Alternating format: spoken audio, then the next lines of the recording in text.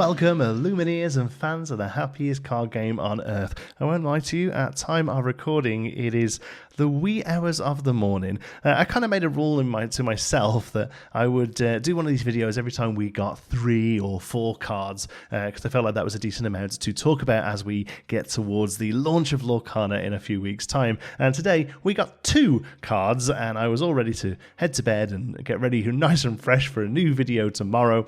And then Team Lorcana on the Discord dropped a 3rd card about 20 minutes ago, just before midnight. So thank you, Rochelle. Here we are. First of all, we have a 4-costed inkable 2/4 for 2 lore in Amethyst Anna, heir to Arendelle. She's a Storyborn hero queen at uncommon rarity with the ability Loving Heart. When you play this character, if you have a character named Elsa in play, choose an opposing character. The chosen character doesn't ready at the start of their next turn. All right, a little bit to break down here. First of all, another queen, which is interesting. Definitely going to see more of those, I think. Whether or not we'll see a full deck's worth of them in the first set, I don't think so, but it's definitely one to keep an eye on, I feel. Especially in this colour, because the Elsa card that we've seen is also Queen, I believe, and I think probably one of the other ones might be as well.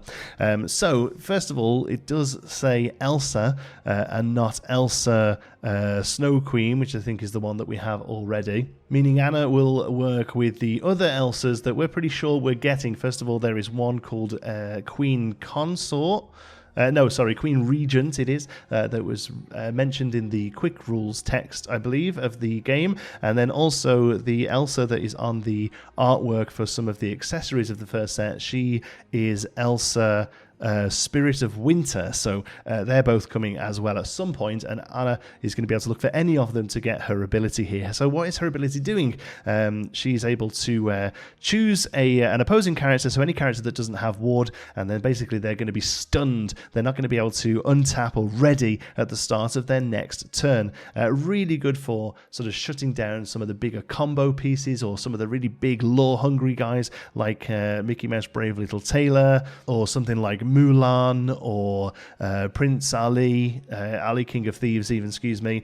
These ones that are going to really want to be questing or challenging on their turn. Anna's going to be really good at keeping them shut down, but here she's only able to, on her own at least, be able to shut down something that's already exerted, as long as there's an Elsa in play. The Elsa Snow Queen can tap to exert something. So the true play here, the Imber play here is to play Elsa Snow Queen on turn 3, and then on turn 4 exert her to exert a chosen opposing character, and then play Anna here, heir to Arendelle, and then that exerted character is going to stay exerted for the rest of the opponent's turn. Quite a few hoops to jump through, to be honest, for a strong ability, but I don't necessarily know whether it's that strong to really be having to get both of these combo pieces out. I think at the moment this 2-card combo isn't necessarily crazy strong, but I think what this card is sort of telegraphing is that we're going to see a deck built around Anna's and Elsa's that all kind of work along this kind of board control strategy, and I'm very excited to see more from it. Next up we have, this one is really spicy. This is a 3-costed inkable 2/3 for 1 lore in Amber, Ariel Spectacular Singer. She's a Storyborn hero princess at super rare rarity. She has the ability Singer 5, a new keyword. This character counts as cost 5 to sing songs. She also says musical debut. When you play this character, look at the top 4 cards of your deck. You may reveal a song card from them and put them into your hand, and then put the rest on the bottom of your deck in any order. Wow, this is a great card. 3 cost, nice and cheap, comes out early. Then she can sing much bigger than herself. She can sing your Grab Your Swords and other 5-cost songs a turn early, basically, because she's going to be able to sing them on turn 4. Not only that, as she comes down, she's going to let you filter your deck to find them as well. This is already pretty strong, but this is one of those cards that just gets better and better the more songs that we see.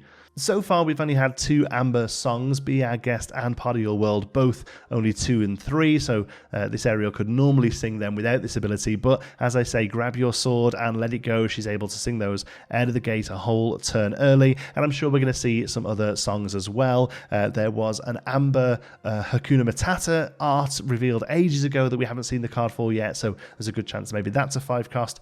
And yeah, I definitely think there is going to be a song focused deck where Ariel is a key player in it, and yeah, just really exciting card. And then here it is, hot off the press. So hot this one isn't even on Lorcana yet, and we know Artem is a machine. I'm sure it's up there by the time I recorded, probably. But this is a 2-costed inkable 4/2 with 0 lore Gaston, Arrogant Hunter in Ruby, a Storyborn villain, common rarity, with the keyword Reckless. So I'm pretty sure you can go back to one of my old videos where Reckless was first shown as a keyword that is bestowed onto cards through actions or other cards' abilities, and even then I remember saying, will we ever see Reckless straight up on a card as a sort of cost for it being a little bit overstated? And this is exactly what we have here. Not only is it incredibly thematic, having Gaston as the Reckless character, it's also just a really interesting mechanic. It's a nice low-costed drop for the Ruby decks that are currently struggling in the earlier game, and it pretty much trades up into almost anything in that early to mid game. Not only that, specifically, this banishes every single beast we currently have in the game, which again